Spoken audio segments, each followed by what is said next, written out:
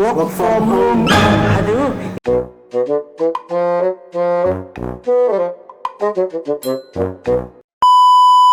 Assalamualaikum warahmatullahi wabarakatuh.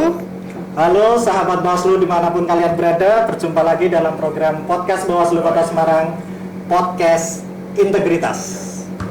Sahabat Bawaslu, pada kesempatan kali ini kami akan membahas terkait dengan keterbukaan informasi publik di Bawaslu Kota Semarang.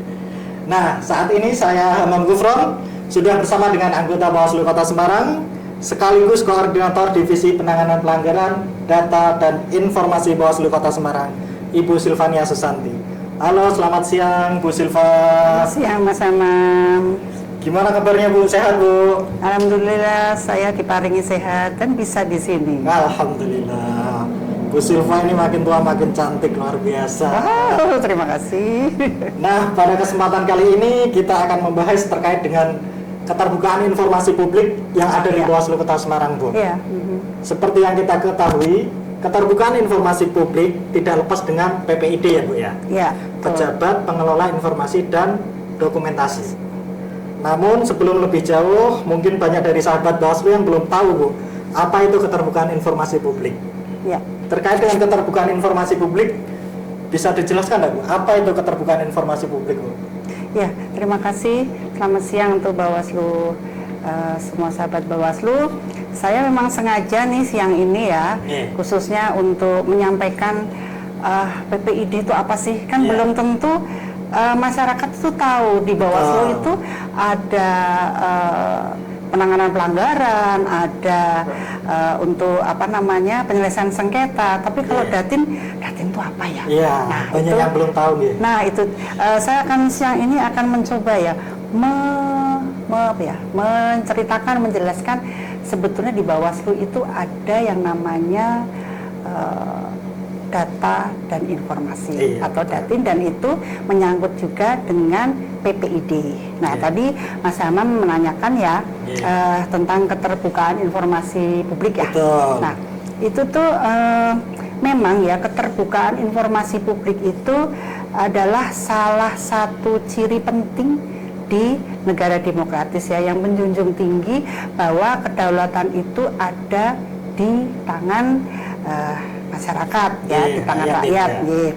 Dan pada dasarnya itu untuk bertujuan untuk mewujudkan good government. Nah, good government. Betul.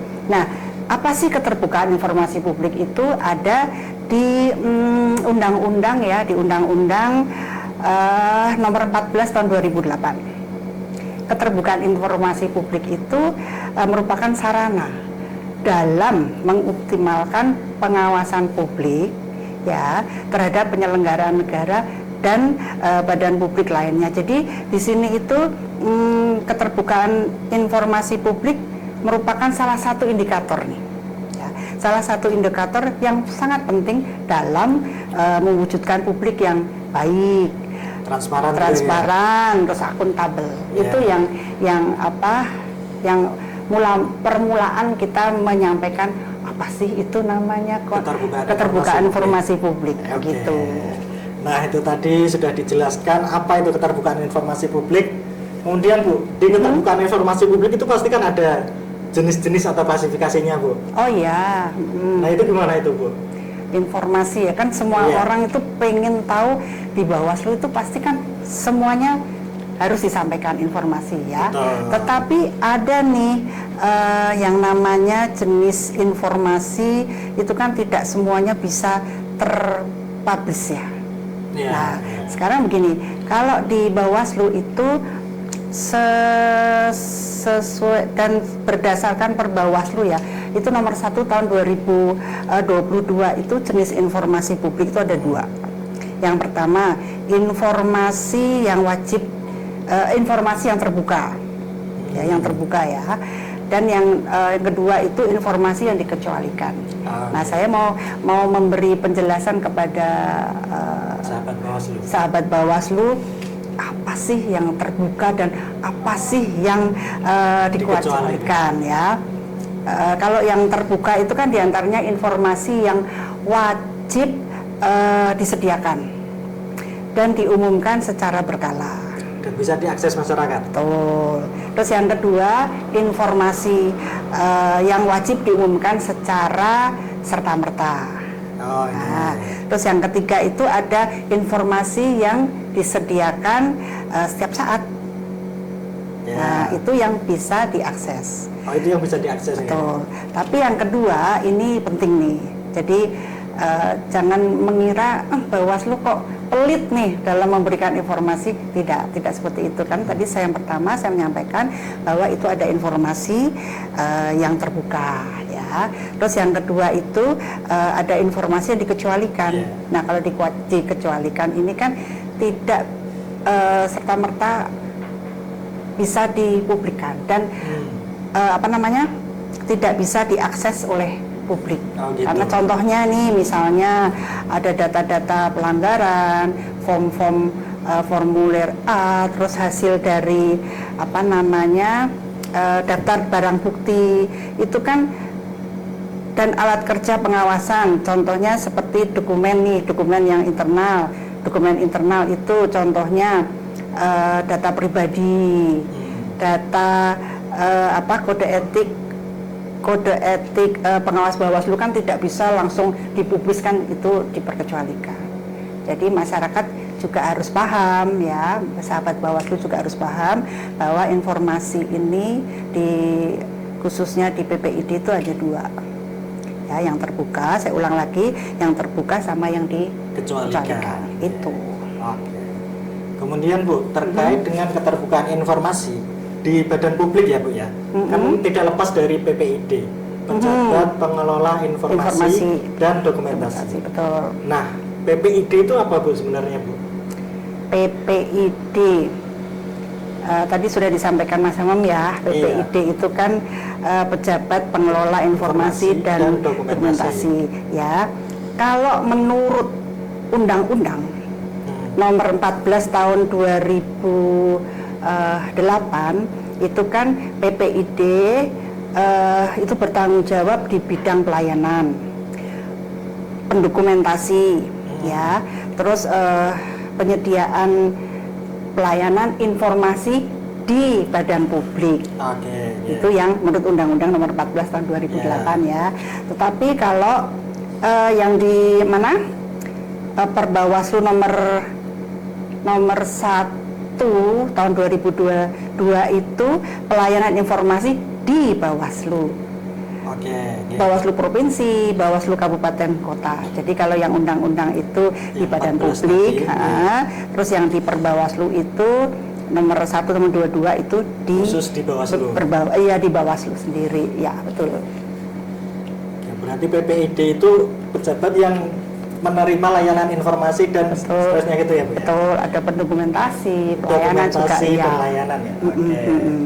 Kemudian Bu, bagaimana dengan dasar hukum terkait dengan Pejabat Pengelola Informasi dan Dokumentasi atau PPID ini Bu?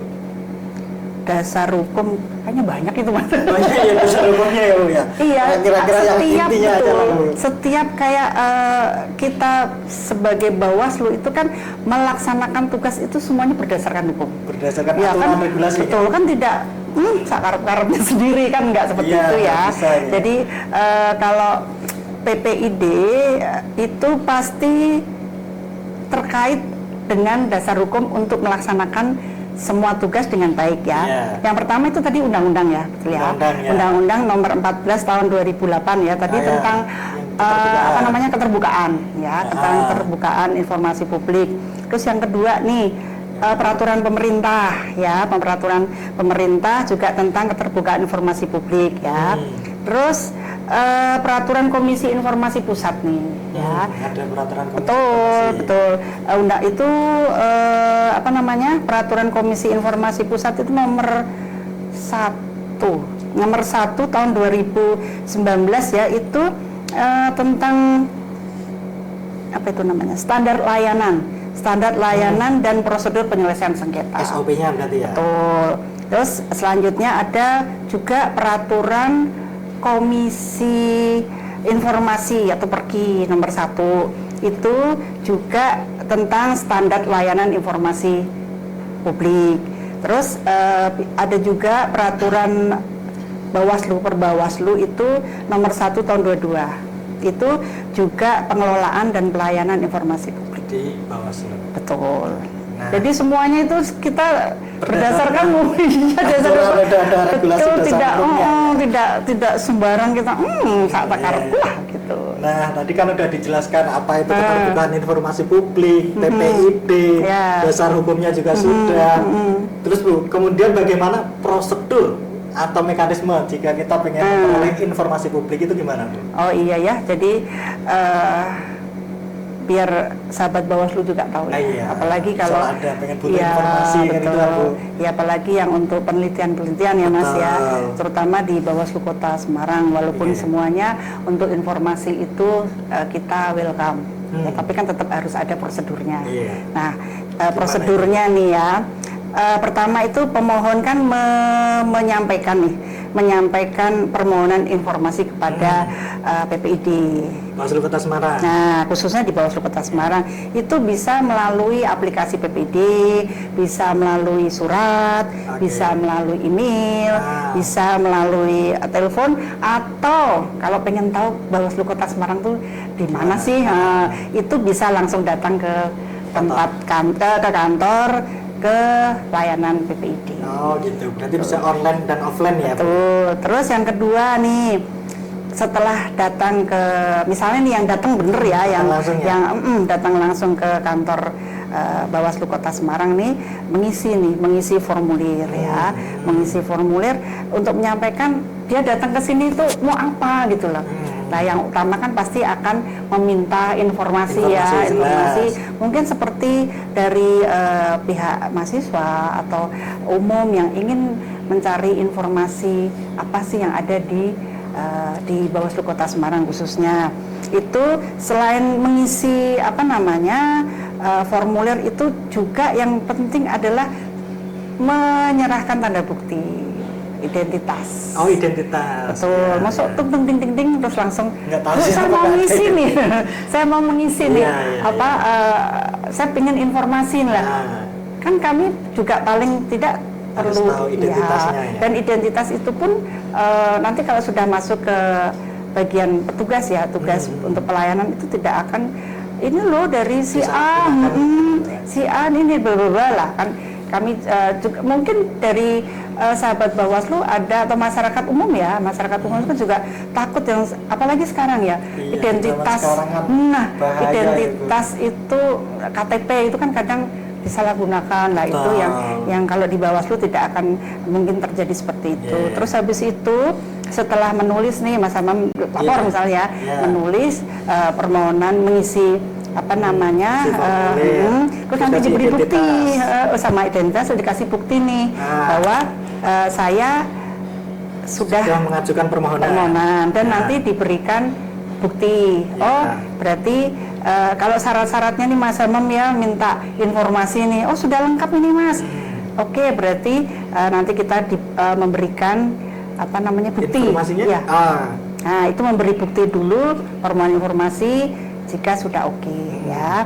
Terus nanti dalam waktu 10 hari nih, 10 hari kerja pemohon itu pasti akan menerima pemberitahuan secara secara tertulis dari PPID. Nah, itu itu kan waktunya 10 hari. 10 hari. Itu bisa diperpanjang maksimal atau paling lambat itu 7 hari. Karena 7 hari ya. Berarti 10 hari ditambah 7 hari. 7 hari ya, 10 hari kerja. 10 hari kerja. Jadi bahwa kalau persyaratan yang diminta dan sebagainya itu sudah oke, kita memberikan ya. Itu kalau yang informasi biasa ya. Tapi kalau informasi tentang pemilu itu pemberitahuannya kan ke pemohon itu kan 3 hari kerja. Nah, ini yang khusus untuk pemilu loh, 3 hari kerja dan bisa diperpanjang maksimal 2 hari. Nah, terus yang jadi nanti bisa dan tidaknya tetap kami akan sampaikan. Seandainya nih Mas Imam kok ternyata yang ditanyakan nih informasinya kok yang diperkecualikan diperkecualikan. tetap kami beritahu bahwa gitu. jadi tidak diam-diam nih. Nanti pihak pemohon Bawaslu Kota Semarang ini gimana sih? Gitu. Jadi tetap kami memberi pemberitahuan, pemberitahuan bahwa apa yang dia minta ternyata termasuk di informasi yang diperkecualikan. Betul, itu sih. Nah, kemudian nih Bu, boleh nggak Bu dijelaskan Bu terkait dengan tugas dan wewenangnya dari PPID tadi Bu? Tugas dan wewenang banyak banget. Tugas dan wewenangnya itu banyak. Kan seperti halnya tugas dan wewenang Bawaslu ya. Nah, kalau yang khusus yang PPID ini kan sesuai dengan Perbawaslu nih. Perbawaslu nomor 1 ya tahun 22 itu diantaranya karena banyak ya, kadang sebentar menyusun prosedur operasional standar yang berkaitan dengan keterbukaan informasi publik ya. Jadi kita sesuai dengan SOP-nya. Terus mengumpulkan dan menyimpan salinan seluruh informasi publik. Nah, gitu ya. Yang ini nih, yang menyediakan, mengumumkan dan atau memberikan informasi publik yang berada di bawah kewenangannya. Itu wewenangnya dari PPID, kecuali yang tadi tuh informasi yang diperkecualikan. Iya, pokoknya yang diperkecualikan ini menjadi apa ya, secret lah. Nah, jadi khusus, betul, tidak semata-mata kita terbuka. Kan ada hal-hal yang pasti diperkecualikan, tertutup lah, rahasia gitu kan. Terus mengembangkan sistem apa namanya, informasi pelayanan dan pengelolaan informasi publik untuk semakin lebih baik ke depannya. Terus mengelola sarana dan prasarana pelayanan informasi publik tuh. Dan yang terakhir itu pasti membuat laporan layanan nih.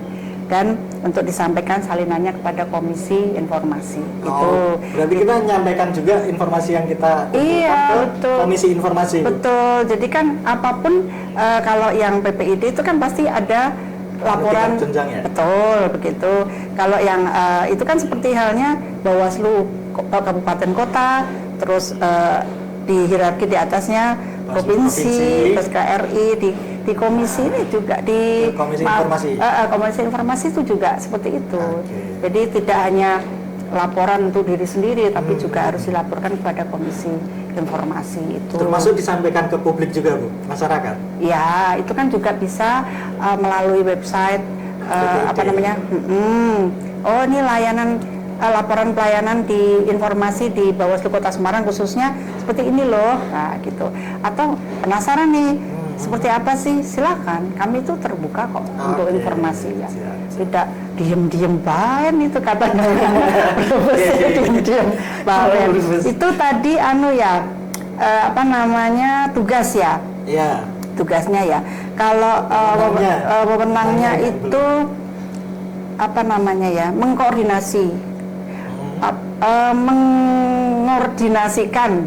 Mengordinasikan penyelenggaraan kegiatan pengelolaan dan pelayanan informasi publik ya. Terus misal nih menolak permintaan informasi publik secara tertulis jika informasi yang dimohonkan itu ternyata informasi yang dikecualikan. Nah, itu. Terus meminta salinan dokumen informasi publik ya yang dihasilkan dan dikuasai oleh unit kerja. Dan mengkoordinasikan penyusunan dan pemutakhiran DIP ya, daftar inventaris, daftar informasi publik dan iya DIP baik itu pemilu ataupun pemilihan. Nah, itu sih itu untuk tugas dan wewenang PPID ya. Ya, tapi kalau di Jembrengan banyak banget itu. Nanti sahabat Bawaslu, kok panjang banget ternyata wewenangnya lah itu sih. Nah Bu, dengar kan beberapa waktu yang lalu Bawaslu Kota Semarang berhasil meraih penghargaan ini Bu. Dalam penghargaan keterbukaan informasi publik Bawaslu Kabupaten Kota tahun 2025 yang diselenggarakan oleh Bawaslu RI. Iya. Nah, itu bisa dijelaskan nggak Bu terkait penghargaan itu pada keterbukaan informasi award yang diselenggarakan oleh Bawaslu RI itu. Luar biasa, Itu penghargaan Mas. apa itu, Bu? Oh iya. Apa ini? Oh, ini ya. Ini kan anugerah keterbukaan informasi publik Bawaslu tahun 2025 diberikan kepada Bawaslu Kota Semarang dengan predikat informatif. Ini gimana itu, Bu? Pasti Bawaslu Kabupaten Kota kan menginginkan semua yang untuk PPID itu informatif. Ya kan? Gitu. Itu memang bersyukur sekali. Alhamdulillah kita juga bisa meraih predikat itu. Itu predikat yang memang gampang-gampang susah ya, karena semua itu harus namanya tim, ya. Kerja tim di PPID itu memang luar biasa, khususnya di Kota Semarang, betul. Nah, itu tahun 2025 ya, Bawaslu Kota Semarang memang meraih penghargaan ini nih. Nah, anugerah keterbukaan ya, itu yang diselenggarakan oleh Bawaslu RI ya, dan memang luar biasa, peringkat pertama nih. Peringkat pertama itu? Peringkat pertama dan terbaik di Jawa Tengah waktu itu. Jawa Tengah? Ya. Oke. Dan semoga menjadi yang terbaik lagi ke depannya, RI, informatif ya? di tingkat RI. Nah, kegiatan itu kenapa tahun 2025 itu di Bawaslu Kota Semarang kami ini bisa mendapat penghargaan itu kan melalui taraf ya, melalui rangkaian pelaksanaan ya. Di antaranya itu kan ada MONEF ya, MONEF monitoring dan evaluasi keterbukaan informasi publik. Itu rangkaiannya panjang itu, Mas. Yang pertama dimulai dengan pengisian SAQ, self assessment questionnaire. Saya tadinya bingung, kok pertanyaannya kok banyak banget ya. Tapi alhamdulillah karena semua tim itu kita bisa bekerja sama, kita saling mengisi kekurangan satu dengan lain, personnya ya. Jadi ini kurang ini Bu, kita tambahin ini dan itu. Jadi semua jadilah hasil yang memuaskan. Terus habis itu setelah mengisi SAQ, kita ada nih namanya uji akses. Jadi, nah diantaranya nih ya, kami itu kan diberi seperti HP dari Bawaslu RI. Ya, jadi setiap petugas di PPID mau tidak mau, suka dan tidak suka, harus namanya standby melihat sewaktu-waktu. Nah, sewaktu-waktu kalau Bawaslu RI itu menelpon, itulah uji. Berarti ya, dari Bawaslu RI.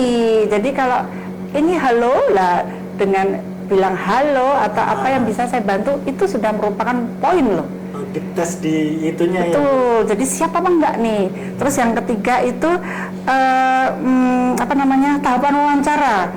Nah, waktu itu memang saya juga berterima kasih dengan kawan-kawan sekretariat, terus terutama yang di PPID sudah menyiapkan segala sesuatunya dengan sempurna.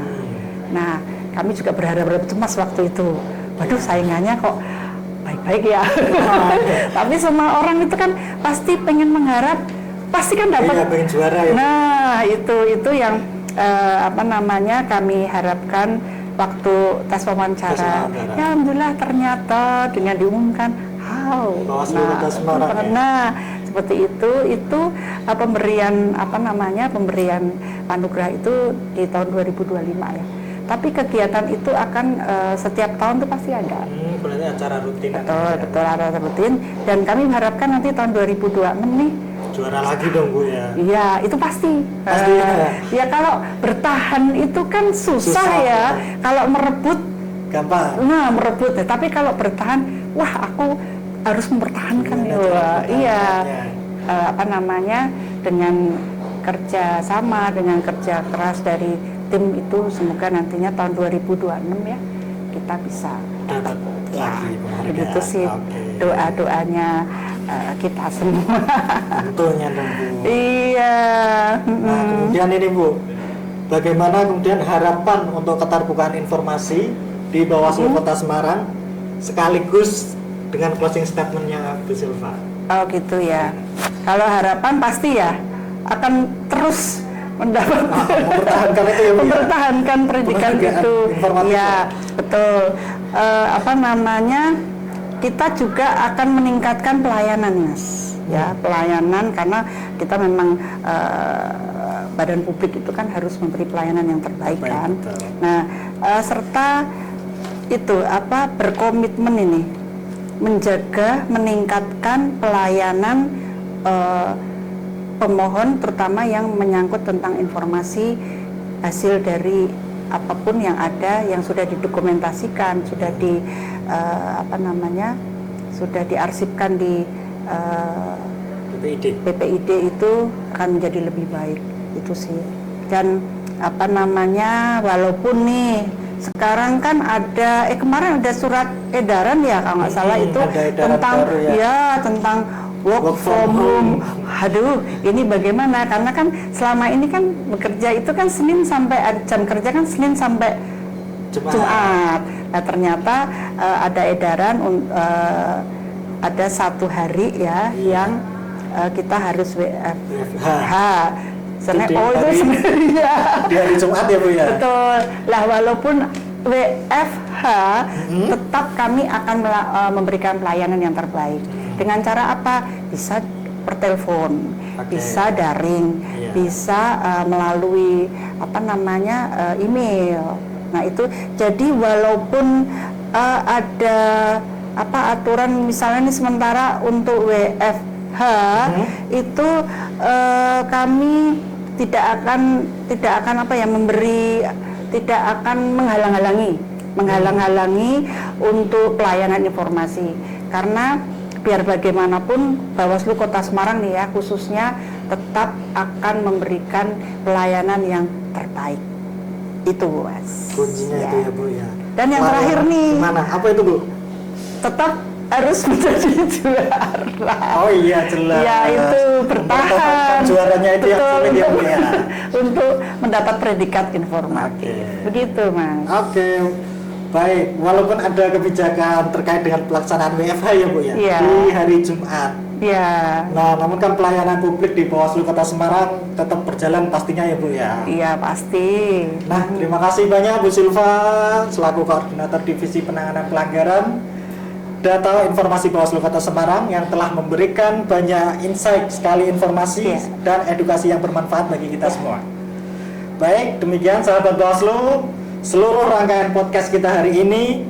Jangan lupa untuk like, komen, dan subscribe YouTube Bawaslu Kota Semarang. Jika barangkali sahabat Bawaslu ada yang ingin bertanya, silahkan tulis di kolom komentar. Terima kasih, saya Hamam Nufron menyampaikan terima kasih atas atensinya. Sampai jumpa di podcast selanjutnya. Salam awas.